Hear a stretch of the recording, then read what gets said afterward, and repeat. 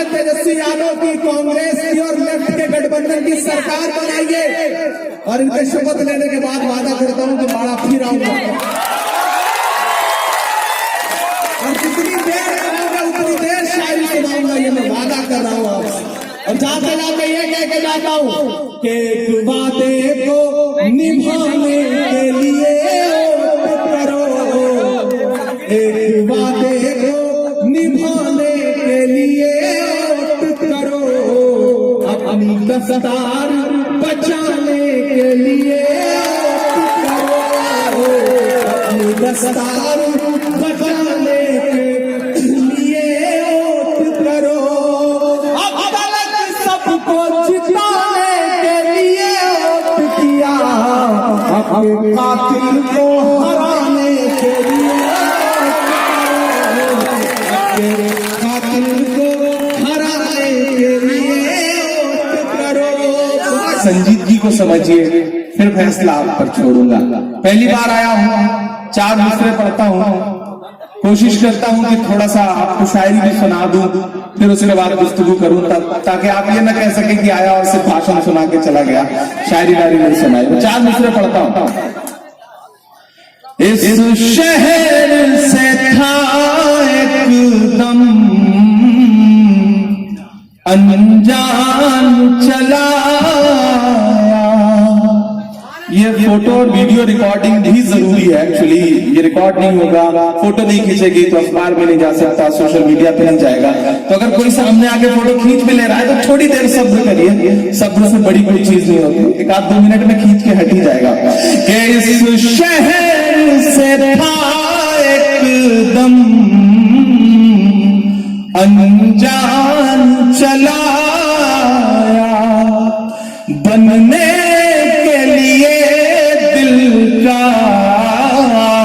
मेहमान चला, बनने के लिए दिल का मेहमान चला, कुछ तो थी कशिश यारो तुम सबकी मोहब्बत में, मजबूर जो हो करके इमरान चला, मजबूर जो हो करके इमरान चला। भीड़ बहुत ज्यादा है, बड़ी तादाद में है आप, रोशनी कम है तो मुझे ऐसे दिखाई नहीं पड़ रहे हैं, तो जब आपकी तालियां वालियां बजती रहेंगी तो उससे मुझे पता चलता रहेगा कि आप कहां तक मौजूद हैं, आप कहां तक आपकी रसाई है। मैं मेरे भाई एक ऐसे मौके पर आया हूं जब बिहार पर पूरे हिंदुस्तान की नजरें, पूरी दुनिया की नजरें हैं बिहार पर, मैं उस मौके पे आया हूं। आज शायरी सुना के थोड़ी सी गुफ्तगू तो आपसे करूंगा, लेकिन एक बहुत संजीदा बात आपसे कहूंगा कि मेरे भाई, इस बार का ये जो चुनाव है वो सिर्फ एक विधायक चुनने का चुनाव नहीं है। अगर ये सिर्फ एक विधायक चुनने का चुनाव होता तो मैं आपके बीच में कभी हाजिर न होता।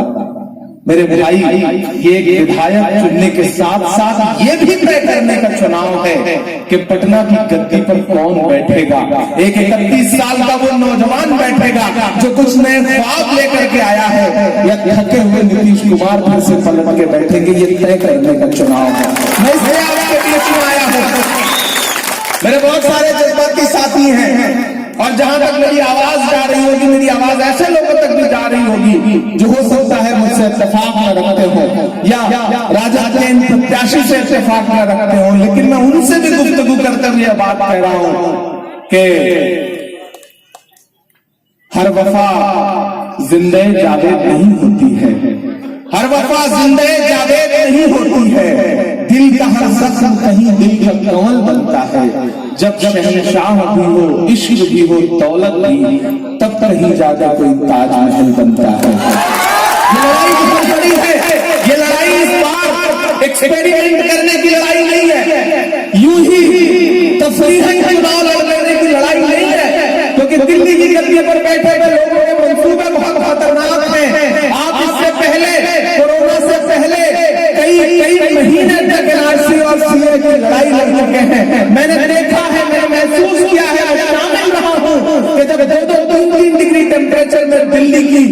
सड़कों पर हमारी माएं बहनें बैठ करके हुकूमत की आंख से आंख मिला करके ये कहती रही हैं कि नहीं, हम उठेंगे नहीं जब तक आप इस काले कानून को वापस नहीं लेते। उनके संघर्षों को अंजाम तक पहुंचने की लड़ाई है, इसलिए भी मैं आपके बीच में खड़ा हूं। बारह वालों, गया वालों, बिहार वालों, आप महसूस कर रहे होंगे कि नीतीश कुमार जी 2015 में महागठबंधन के मुख्यमंत्री का चेहरा था। लालू जी ने उन्हें बुला के गले से लगाया था, कांग्रेस ने भी साथ दिया था और उन्हें मुख्यमंत्री बनाया। लेकिन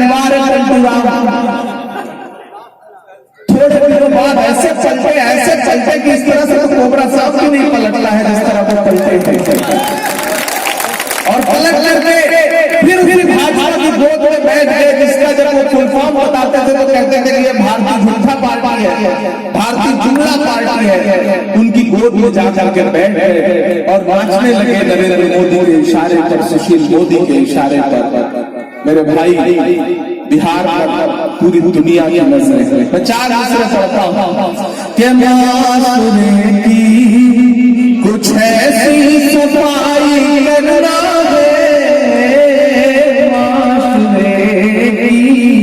कुछ ऐसी सफाई करना है, भलाई और किसी की बुराई करना है, भलाई और ना किसी की बुराई करना है। निजात मुल्क को नफरत से अब दिलाने को, निजात नफरत से इस मुल्क को दिलाने को, बिहार वालों तुम्हें रहनुमाई करना है, बिहार वालों। ये लड़ाई दरअसल बहुत बड़ी लड़ाई है। मैंने कहा ना, ये विधायक चुनने की लड़ाई नहीं है। अगर सिर्फ विधायक चुनने की लड़ाई होती तो बात होता, मैं आपके बीच में खड़ा होता, क्योंकि मेरा निशाना इतना छोटा नहीं होता, मेरा मकसद इतना छोटा नहीं होता। मैं इसलिए आया हूं कि मैं ये चाहता हूं कि ये जो एक 31 साल का नौजवान तेजस्वी यादव है, जो अकेले दम पर दिन में 12-13 रैलियां करते हुए ललकार के नीतीश कुमार को कह रहा है कि 10 नवंबर को रिजल्ट आएगा और 10 लाख नौकरियां मैं एक झटके में बिहार को दूंगा। और उस आदमी को, उस तेजस्वी यादव को, उस लालटेन को कांग्रेस ने अपने मजबूत हाथ के पंजे में थाम करके ये कहा है कि कोई कीचड़ का कमर अब इस लालटेन को बुझा नहीं सकता है, कोई नहीं बुझा सकता। और नीतीश जी तो आजकल अजीब खिलाए हुए हैं बेचारे, हर सभा में आए पकड़ने लग रहे हैं। ऐसा लग रहा है जैसे उनका जो चुनाव निशान है तीर ना, वो पलट में उन्हीं के कलेजे के पार हो गया। हर सभा में कुछ भी बोल दे रहे हैं, कहीं लालू यादव जी जिंदाबाद के नारे लग जा रहे हैं, वो खिला जा रहे हैं। आज भी किसी सभा में मुर्दाबाद के नारे लगे तो बहुत बुरी तरह पहुंचाया, आपने वीडियो देखा होगा। नीतीश जी, आप बड़े सीनियर पॉलिटिशियन हैं, आप मुख्यमंत्री हैं, आपको जेब नहीं देता है कि आप इस तरह से बौखला जाएं सभाओं में। गमों की आंच में भी मुस्कुरा कर चलना पड़ता है, ये दुनिया है, यहाँ चेहरा सजा कर चलना पड़ता है। तुम्हारा कद मेरे कद से बहुत ऊंचा सही, लेकिन चढ़ाई पर कमर सबको झुका कर चलना पड़ता है। नीतीश जी, आपको ये बात समझनी पड़ेगी। लेकिन मैं ये मानता हूं 2015 में जब महागठबंधन ने उन्हें प्रत्याशी बनाया था, मुख्यमंत्री उम्मीदवार बनाया था, तो हमसे पहचानने में भूल हो गई थी, आपसे भी पहचानने में भूल हुई थी, पूरे बिहार को पहचानने में भूल हुई थी। किसी का शेर है कि देखने में रंग उसका जाहिरन नीला न था, देखने में रंग उसका जाहिरन नीला न था, इसका मतलब ये नहीं वो शख्स जहरीला न था। जहरीला थे लेकिन हमसे पहचानने में भूल हुई, लेकिन अब इस भूल को सुधारने का वक्त है, उस भूल को सुधारने का वक्त है। इसलिए मैं आपसे कह रहा हूं मेरे भाई, इस बार बटेंगे तो बहुत मुश्किल होगी। इस बार आपके एक वोट की जो अहमियत है, शायद इससे पहले 50 सालों में भी उतनी अहमियत आपके एक वोट की ना रही हो। इसलिए इस बार एकजुटता बहुत जरूरी है, क्योंकि बिहार का चुनाव तय करेगा कि इस देश की गद्दी पर, पटना की गद्दी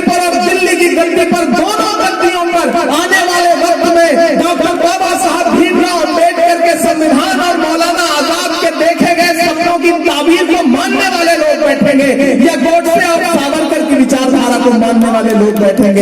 ये वक्त उस चुनाव का है, इसलिए भी मैं आपके बीच में खड़ा होकर के आपसे कहने आया हूं कि इस बार जब आप वोट देने जाएंगे तो सिर्फ एक विधायक नहीं चुनेंगे, आपकी दबाई गई एक एक बटन पटना की गद्दी के लिए एक ऐसा मुख्यमंत्री चुनेगी जो नौजवान है, जो बात करता है जात मजहब से उठ करके, जो बात करता है नौकरी की, जिसके एक अकेले हेलीकॉप्टर का पीछा करने के लिए नरेंद्र मोदी जी ने 20 हेलीकॉप्टर भेजे हैं।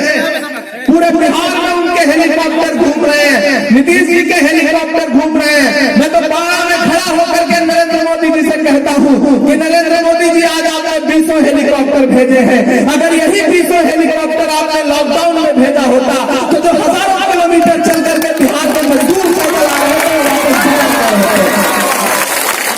लेकिन उस वक्त तो नीतीश बाबू की बात याद है आपको? पटना में बैठ करके उन्होंने कहा था कि जहां हो वहीं रहना, बिहार में घुसने नहीं दूंगा। किसको कहा था? बिहार के उन अप्रवासी मजदूरों को जो दिल्ली से गुजरात से भगाए जा रहे थे, बसों के स्टेशनों पर, बस अड्डों पर, ट्रेनें बंद कर दी गई थी, तो बेचारे बस अड्डों पर इस तरह से अपने बच्चों को लेकर के, झोला लेकर के, साइकिल लेकर के परेशान होकर के खड़े थे। मैं आपसे ये कह रहा हूं कि नीतीश जी ने जिस गुरूर में ये बात कही थी, नीतीश जी आप मुख्यमंत्री थे तो आपको घमंड था, लेकिन नहीं ना, आज सही फल जरूर टूटेगा। गुरूर किसका रहा है? गुरूर टूटेगा। गुरूर तो टूटना ही है, क्योंकि गुरूर ऊपर वाले का आहार है, उसे ऊपर वाला कहा जाता है।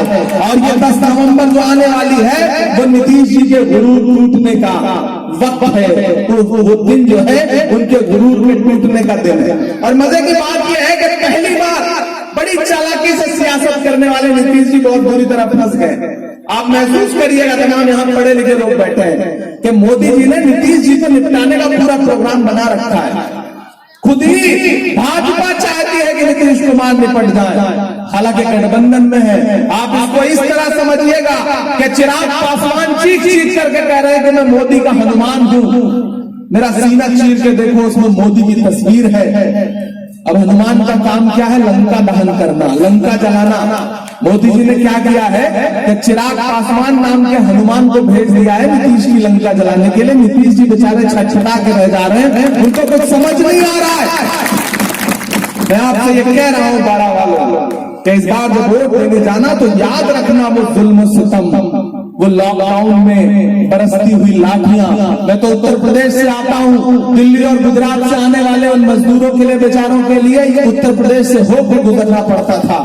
मैंने देखे हैं वो मंजर जब भाजपा की सरकार है उत्तर प्रदेश में, और उत्तर प्रदेश की पुलिस जो है बेचारे मजदूरों को मुर्दा बनाती थी, सड़क पर पीटती थी, लाठियां बरसाती थी। और उसके बाद बड़ी मशक्कतों से जो हम लोग सड़कों पे खाना खिलाते थे, पानी पिलाते थे, गाड़ियों का कोई इंतजाम नहीं था क्योंकि गाड़ियां चल नहीं सकती थी, तो हम बेबस उन मजदूरों को जाते हुए देखते थे और उस दर्द को महसूस करते थे।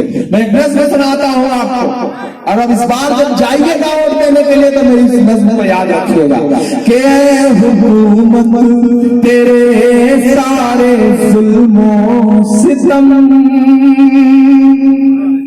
ऐ हुकूमत तेरे सारे जुल्मों सितम, याद रखेंगे हम, याद रखेंगे हम। ऐ हुकूमत तेरे सारे जुल्मों सितम, याद रखेंगे हम, याद रखेंगे हम। लॉकडाउन के वो जानलेवा करम, याद रखेंगे हम, याद रखेंगे हम। 1200 किलोमीटर पैदल चलते हुए, एक तस्वीर वो भी है कितना ट्रॉली वाली अटैची थी, एक माँ अपने दुधमुहे बच्चे को उस पर लटका करके लेके ट्रॉली वाली अटैची खींच के आ रही थी। 16 मजदूर ट्रेन की पटरियों पर चलते चलते थक के सो गए, तो उनको लगा ट्रेन तो आएगी नहीं, तो सो गए। और मालगाड़ी आई और 16 के 16 को काटती हुई गुजर गई। ऐसे मंजर भी रहे हैं। कसूर क्या था? गरीब थे, बिहार के थे। अपने घर बार माँ बाप से दूर थे, अपने घर बार माँ बाप से दूर थे। जुर्म ये हम बिहारी थे मजदूर थे, जुर्म ये हम बिहारी थे मजदूर थे। जुर्म ये हम बिहारी थे मजदूर थे।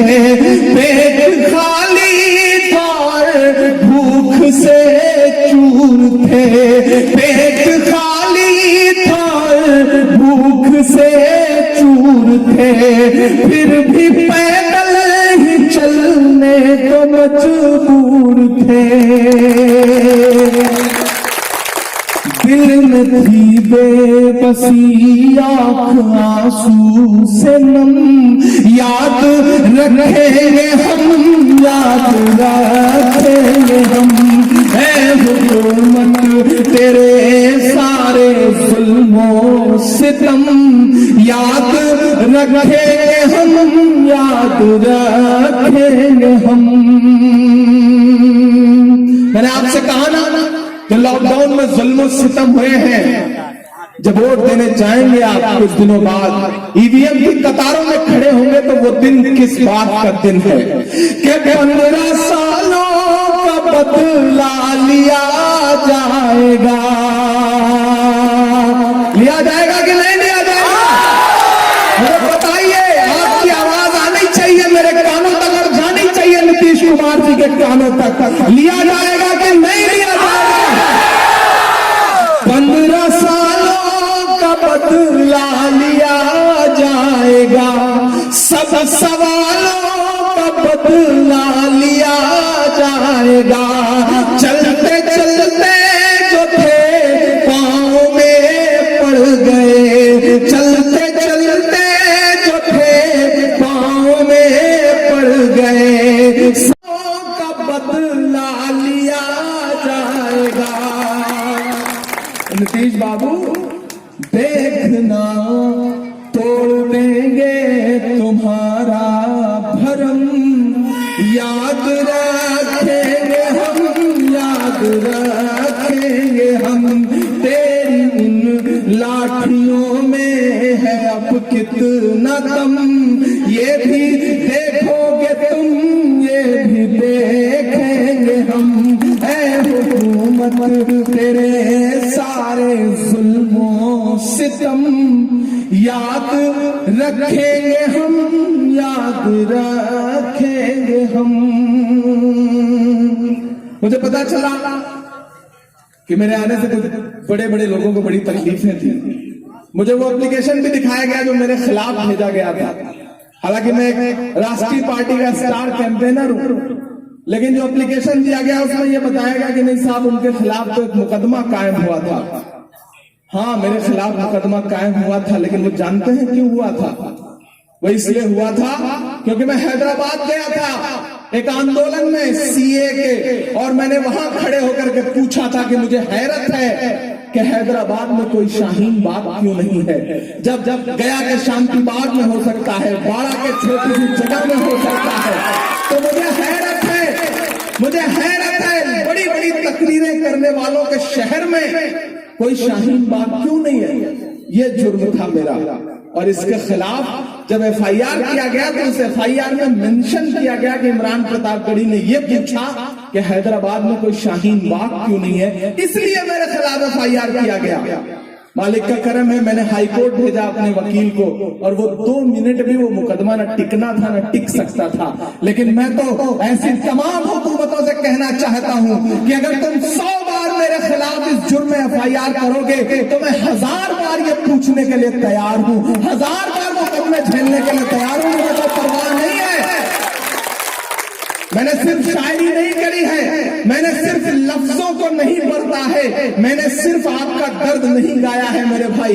जब जरूरत पड़ी है तो मैं अपने इसी जोश और जुनून के साथ जमीन पर भी खड़ा रहा हूं, अपनी नज़्मों को पोस्टर बना करके आंदोलनों में भी खड़ा रहा हूं। 63 से ज्यादा लगातार CNRC के प्रोटेस्ट में मैं आपकी आवाज बन करके बोलता रहा हूं। और उस दिन भी खड़ा था जब जामिया की निहत्थी बच्चियों पर और भाइयों पर लाठी बरसाए गए थे। और उसी दिन रात के 10 बजे से लेकर के सुबह के 4:30 बजे तक मैं दिल्ली पुलिस मुख्यालय के सामने खड़े होकर के नारे लगा रहा था, क्योंकि मैं जानता हूं कि खुदा ने मुझे जो हुनर दिया है शायरी का, उसका काम सिर्फ माइक पर खत्म नहीं होता। मेरी जिम्मेदारी बनती है कि जब कहीं कोई जरूरत पड़े तो जमीन पर भी खड़ा नजर आऊं, जमीन पर भी खड़ा नजर आऊं।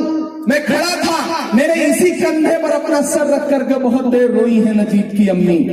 मेरे इसी कंधे पर अपना सर रख करके, मेरे इसी दामन में अपने आंसुओं से भिगोया है मेरे दामन को मरहूम पहलू खान की 85 साल की दोनों आंखों की नाबीना मां ने।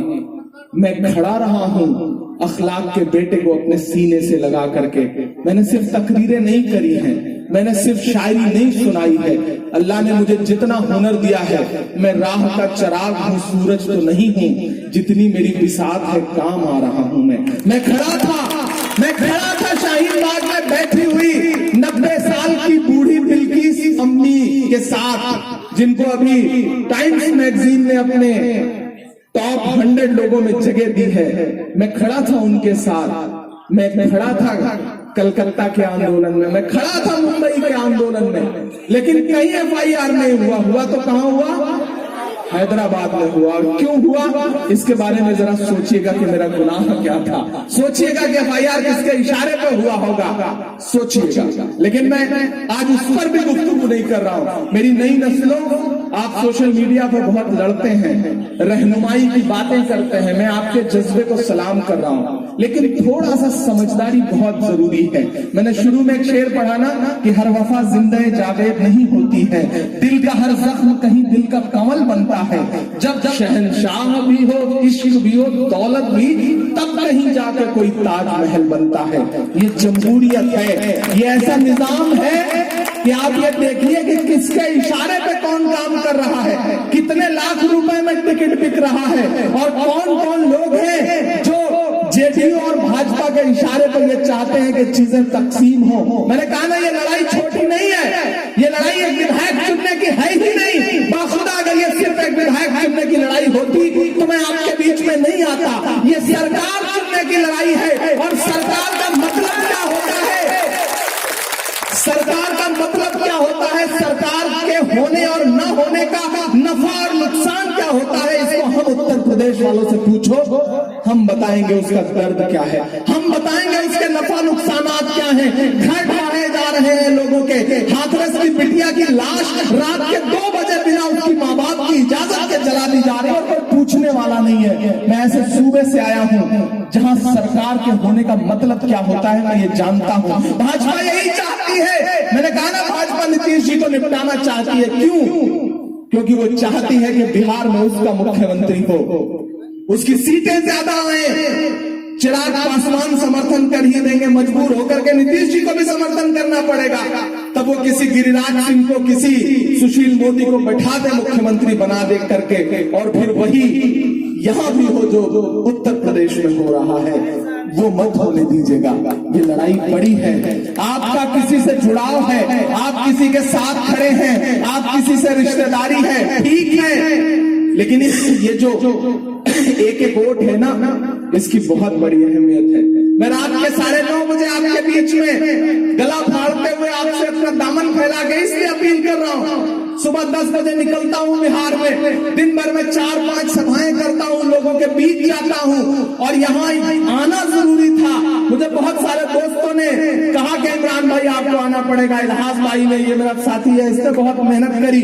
उसके बाद मैंने कहा आना पड़ेगा, तो रात में हेलीकॉप्टर नहीं उड़ सकता, 5 बजे के बाद हेलीकॉप्टर उड़ने की परमिशन नहीं होती। तो मैंने उन लोगों से कहा कि आप एक काम करना, मुझे गया एयरपोर्ट पे छोड़ देना, मैं वापसी कोशिश करूंगा कि बाय रोड चलाऊं, लेकिन बाड़ा जाना जरूरी है, वहां के लोगों से गुफ्तगू करना जरूरी है।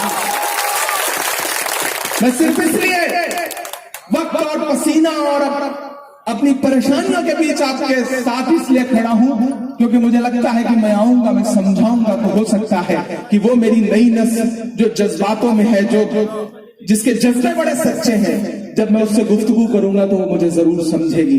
हालांकि नया पाने की चाहत में पुराना छूट जाता है, तुझे अपनाऊं तो मुझसे जमाना रूठ जाता है। मोहब्बत पढ़ने लिखने में बहुत आसान है, लेकिन मोहब्बत को निभाने में पसीना छूट जाता है। मुझे हैरत है कि यहाँ मैं आ रहा था तो जो एप्लीकेशन पड़ा है वो किसी अपने भाई ने ही दिया है। मैंने उस पर साइन देखी तो किसी अपने भाई का ही है, तो मुझे हैरत हुई। और वो जेडीयू से जुड़े हुए हैं। आप मुझे अंदाजा लगाइए कि मैं ना आ सकूं, इसकी सबसे ज्यादा कोशिश कौन कर रहा है? जेडीयू का प्रत्याशी अपने लोगों को लगा के कर रहा है। क्यों कर रहा है?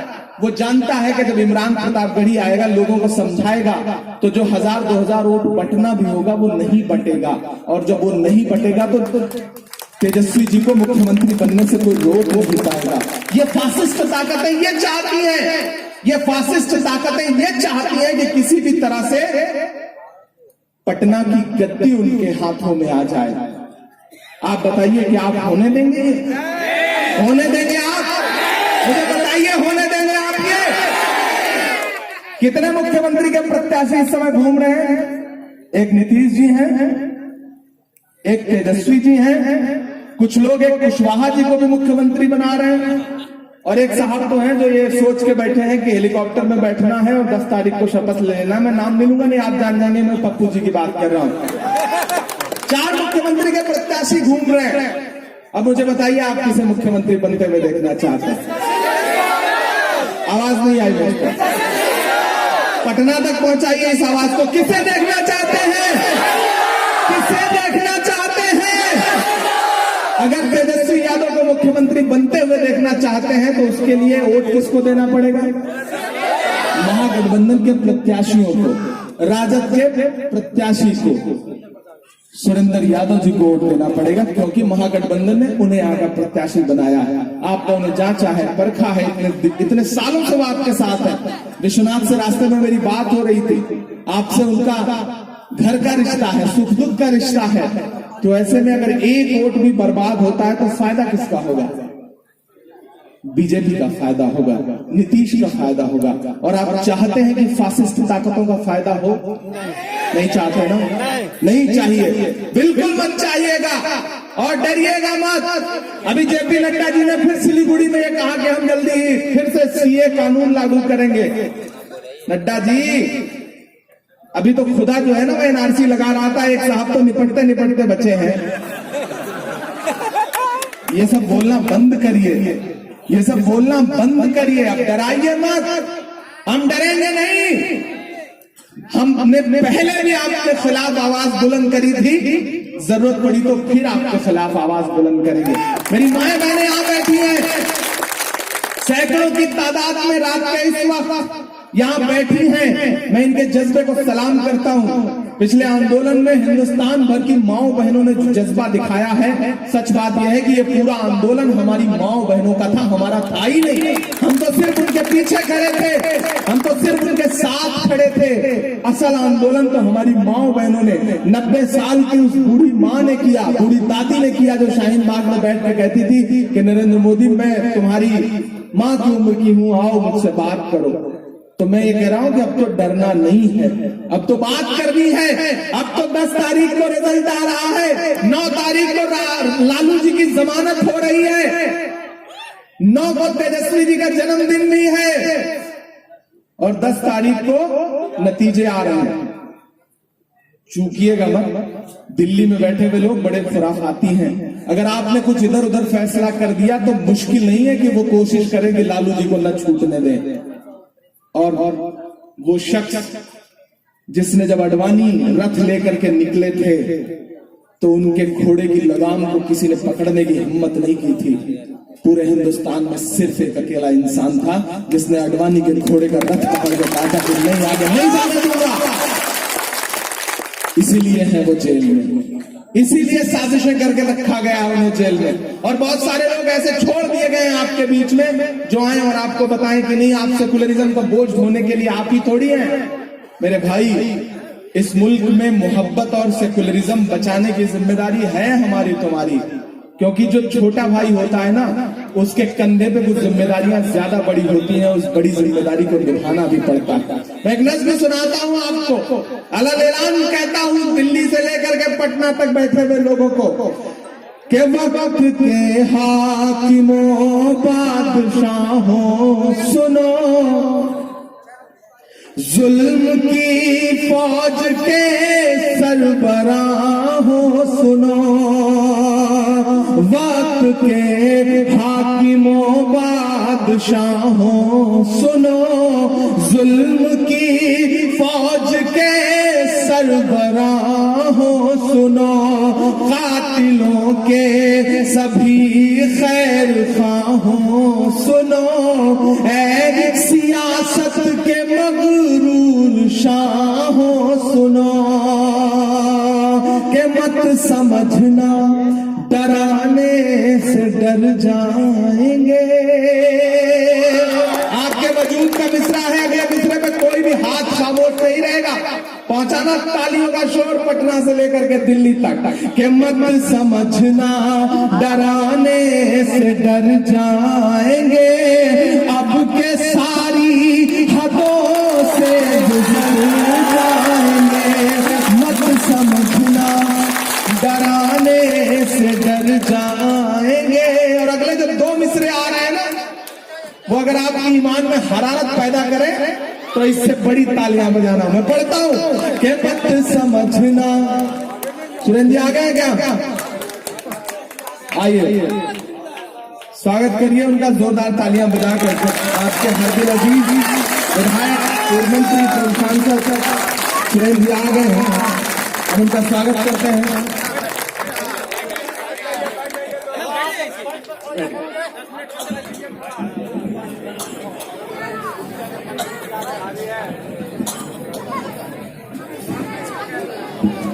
मत समझना डराने से डर जाएंगे।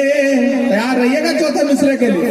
मत समझना डराने से डर जाएंगे, अब के सारी हदों से गुजर जाएंगे, मौत के नाम का खौफ देता है क्यों, मौत के नाम का खौफ देता है क्यों, मौत जिस रोज आएगी मर जाएंगे, मौत के नाम का खौफ देता है क्यों, मौत जिस रोज आएगी मर जाएंगे,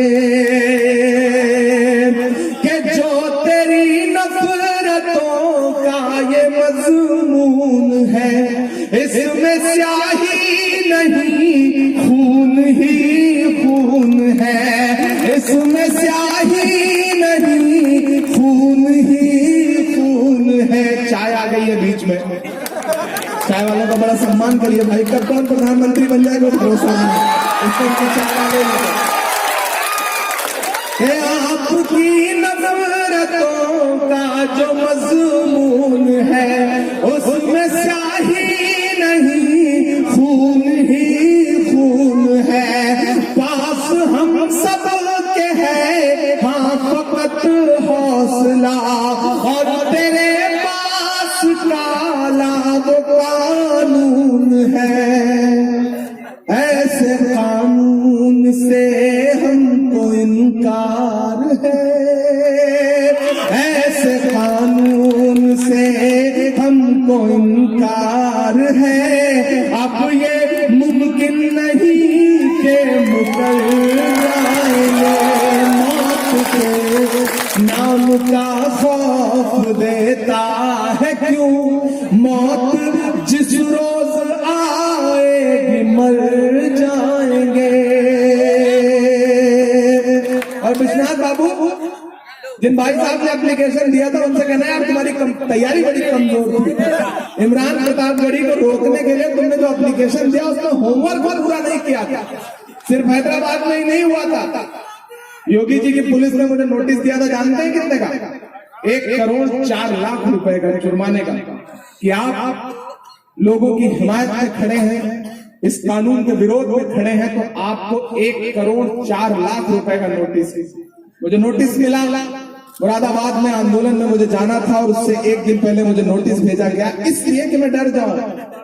मैंने वो नोटिस रिसीव किया और वो नोटिस लेकर के मैंने अधिकारी को फोन किया और मैंने कहा यार बड़ा छोटा नोटिस दिया, मेरी हैसियत नाप रहे हो तो फिर लंबा दो, ये 1,04,00,000 रुपए क्या होते हैं, ये तो सब चाहेंगे तो मगर दिए जाएंगे।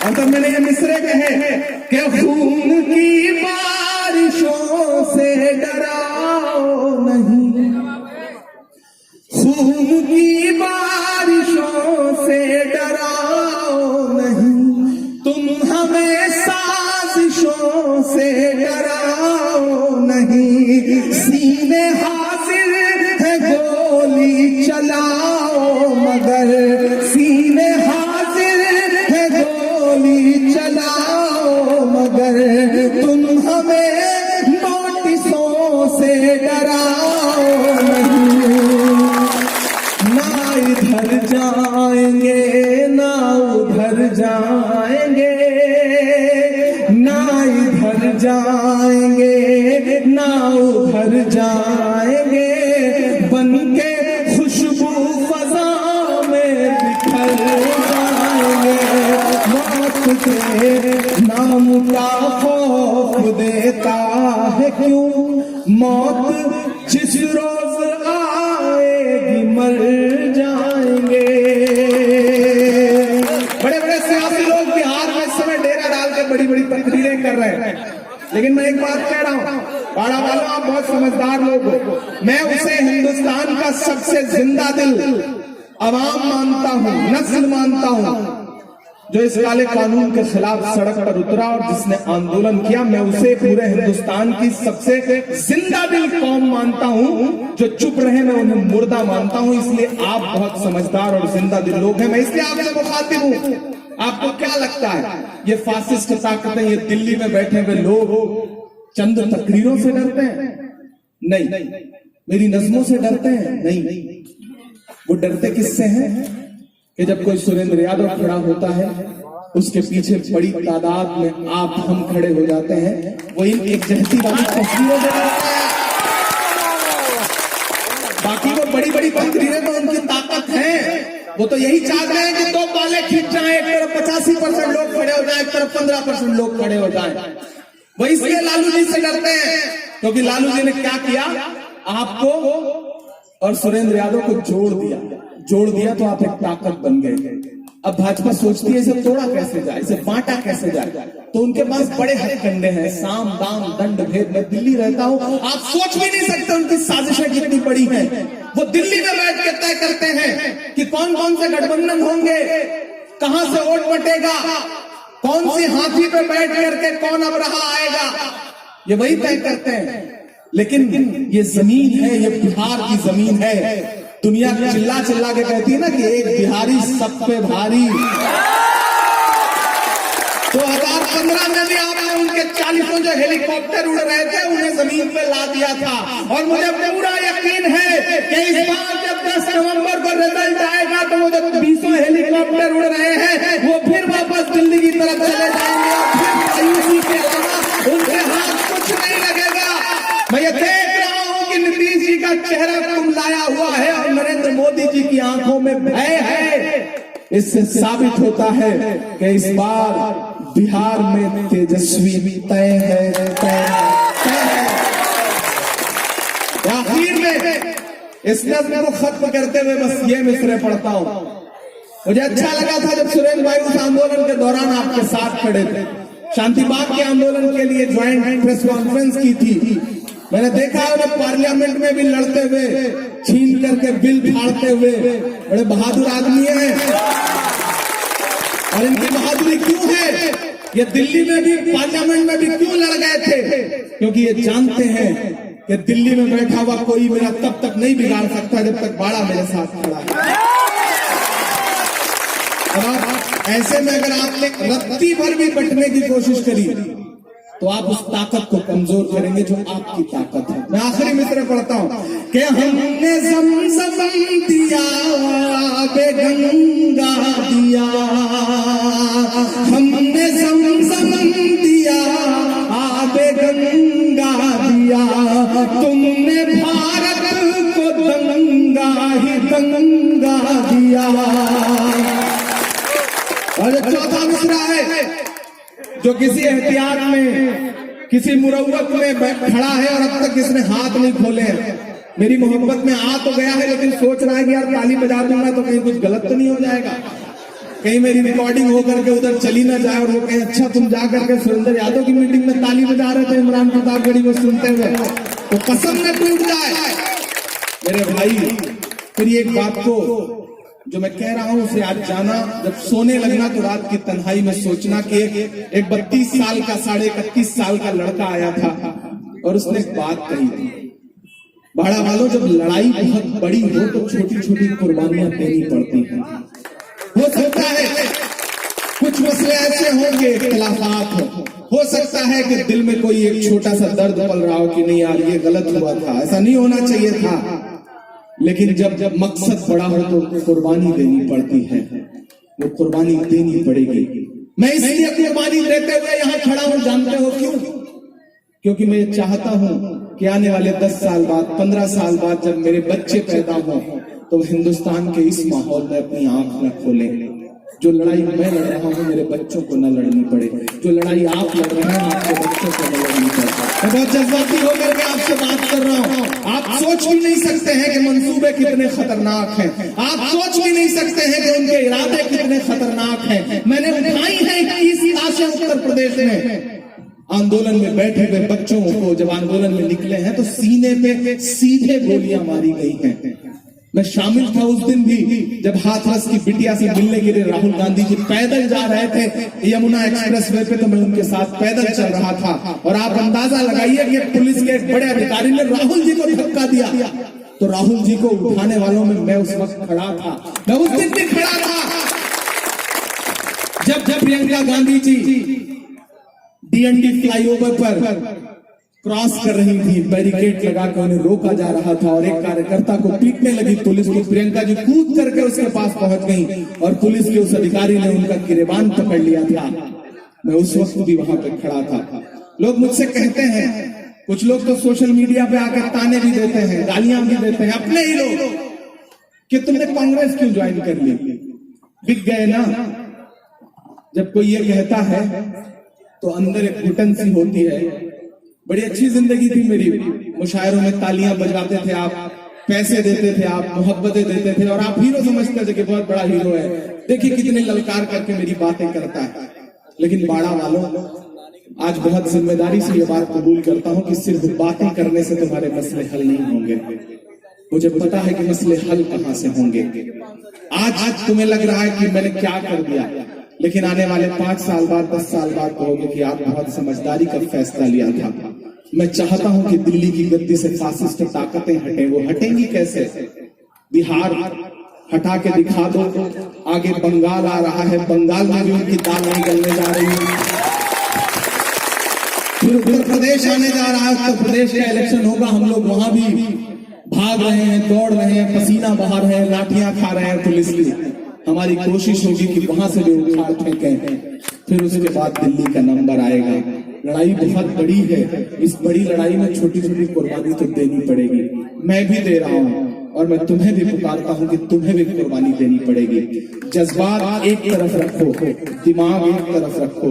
सियासत सिर्फ जज्बात से नहीं होती है, ये जमहूरियत है और इस जमहूरियत में अपने लोग, आपको बेहतर तरीके से प्रोटेक्ट करने वाले लोग हुकूमतों में कैसे जाएं, इसकी समझदारी आपको दिखानी पड़ेगी। किसे पसंद करते हो, किसके लिए सोशल मीडिया पे लिखते हो, वो एक किनारे, लेकिन ये देखो कि तुम्हारे वोट से जीतने कौन जा रहा है। सरकार बनने जा रही है बिहार में, ये पूरी जिम्मेदारी से कह रहा हूं, पूरी जिम्मेदारी से कह रहा हूं कि महागठबंधन की सरकार बनने जा रही है बिहार में,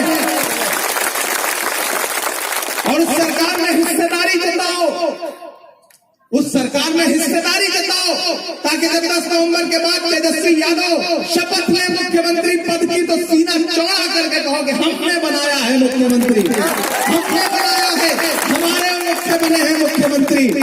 जब सुरेंद्र बाबू खड़े होकर के किसी बड़े अहम मंत्री पद की शपथ लें तो आप तो और खुशनसीब लोग हो, आप तो विधायक नहीं चुनने जा रहे हो, आप तो सीधे मंत्री चुनोगे, आप मंत्री चुनोगे।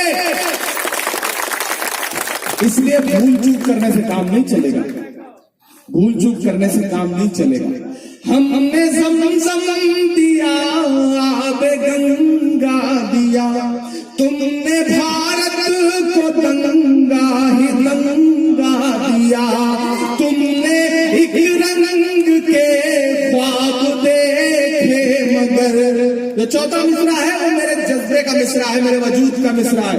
यहां से वहां तक मैंने कहा ना भीड़ इतनी ज्यादा है, मुझे बहुत सारे लोग नजर भी नहीं आ रहे हैं, रोशनी कम है इस वजह से।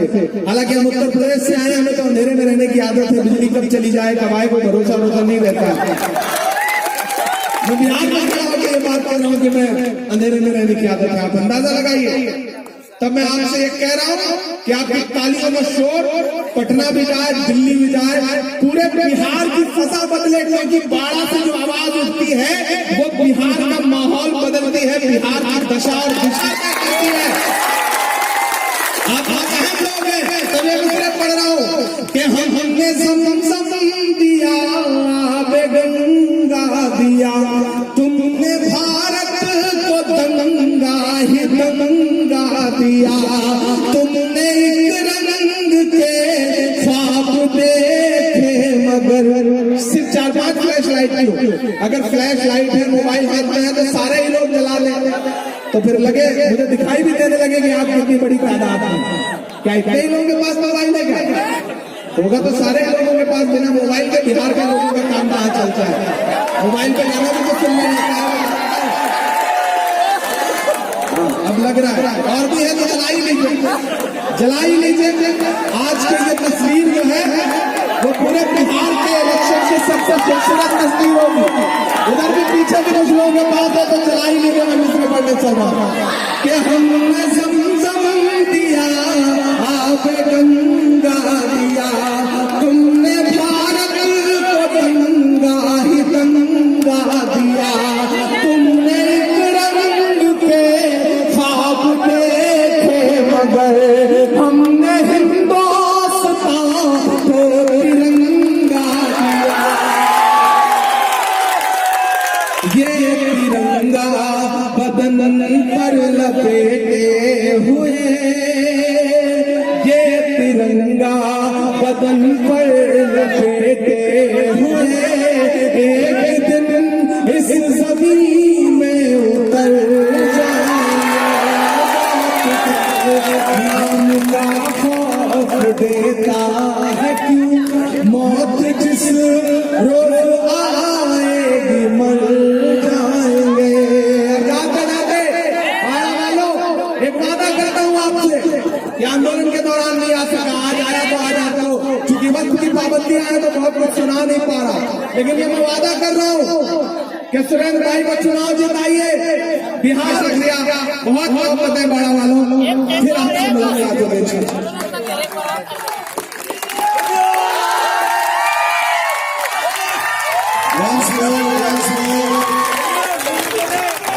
हमारे बीच में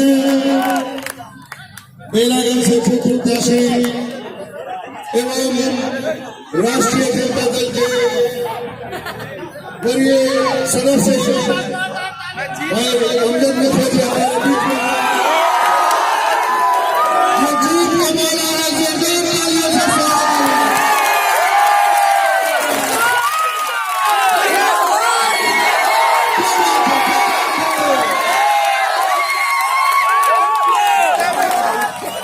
स्वागत को समझते हुए माननीय अमजद नफी जी से वोट करेंगे।